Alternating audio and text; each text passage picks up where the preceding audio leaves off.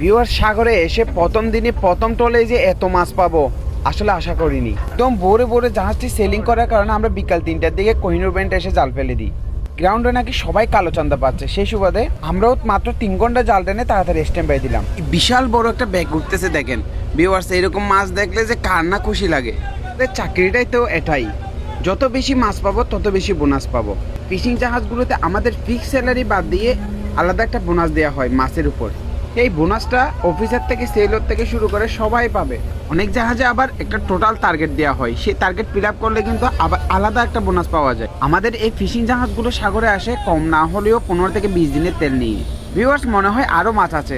এই 3 ঘন্টাতে যে এত মাছ হবে তা কল্পনাও করিনি। আসলে শীত পড়া শুরু করলে বাংলাদেশে এই কালোচন্দা মাছের আধিক্য কিন্তু অনেক বেড়ে যায়। তো মানে বাজারে কিন্তু কালোচন্দা মাছ অনেক সস্তায় বিক্রি হচ্ছে। আপনারা সবসময় এটা মনে রাখবেন, নভেম্বর ডিসেম্বর মাসে কিন্তু কালোচন্দা মাছের দাম অনেক কমে যায়। এই সময়ের মধ্যে বাজারে এই মাছটি 230 থেকে 250 টাকার মধ্যে পেয়ে যাবেন। কিন্তু ভিউয়ার্স, আমি আপনাদের ভুল ইনফরমেশন দিতে আসিনি। আমরা সবাই নিজ নিজ অবস্থান থেকে সচেতন হই, সিন্ডিকেটের ফাঁদে পা না দিই। তবে এটা মাথায় রাখবেন, নভেম্বর ডিসেম্বর ব্যতীত অন্যান্য সময়ে এই মাছের দাম কিন্তু অনেক বেড়ে যায়। আসলে সাগরে কোনো আমরা মাছ চাষ করি না, সব হলো সৃষ্টিকর্তার দেওয়া রিজিক মাত্র।